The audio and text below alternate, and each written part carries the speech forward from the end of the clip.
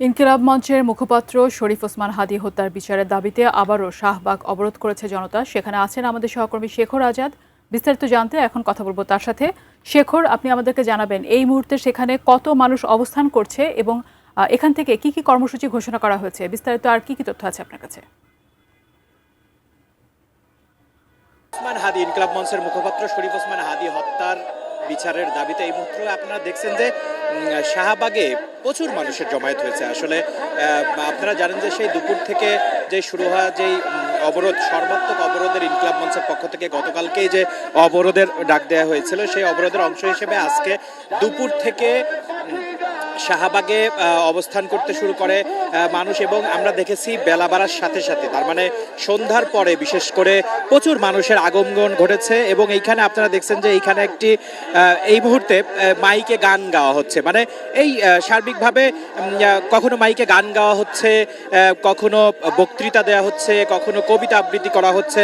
এইভাবে মানে সবার একটাই দাবি, শরীফ ওসমান হাদী হত্যাকারীদের গ্রেপ্তার এবং বিচার করতে হবে।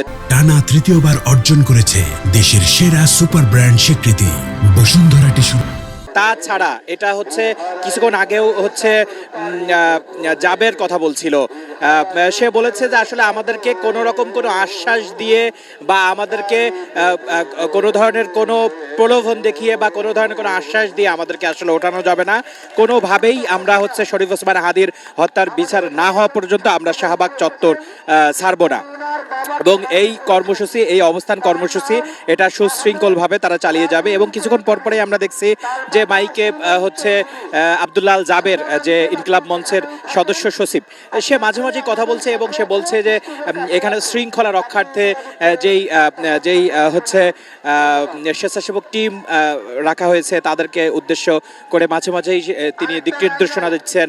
এবং আমরা দেখেছি জুমা কথা বলছেন, মাঝে মাঝেই একটু পরে পরে এসেই আপডেট দিচ্ছেন। এবং তাদেরকে বারবার যে কথাটা বলা হচ্ছে বাইকে এসে, সেটা হচ্ছে ইনকিলাব মঞ্চের বাইরে কারোর কোনো কথা আপনারা নেবেন না। এখনো আপনারা দেখছেন যে শাহবাগে প্রচুর মানুষের সমাগম এবং তারা পুরো শাহবাগ চত্বরটি হচ্ছে দখল করে আছে। এর কারণে আশেপাশের যে রাস্তাগুলো আছে সেই রাস্তাগুলোতে স্বাভাবিকভাবেই আসলে বন্ধ আছে। আপনারা জানেন যে শরীফ ওসমান হাদী হত্যার বিচারের দাবিতে গত শুক্রবার শুক্রবার জুম্মার নামাজের পরে তার একটি মিছিল নিয়ে, একটি বিক্ষোভ মিছিল নিয়ে শাহবাগে অবস্থান করে এবং সেখান থেকে আসলে অবস্থান কর্মসূচি চলছে। এবং গতকালকে শুধুমাত্র একটু বিরতি দেওয়া হয়েছিল এবং আজকে দুপুরের পর থেকে আবারও চলছে। এবং এই অবস্থান কর্মসূচি যতক্ষণ না পর্যন্ত হত্যাকারীকে গ্রেপ্তার এবং বিচার না হবে ততক্ষণ পর্যন্ত তারা বলছে অবস্থান কর্মসূচি চলবে। এই ছিল আমার কাছে শাহবাগ থেকে সর্বশেষ।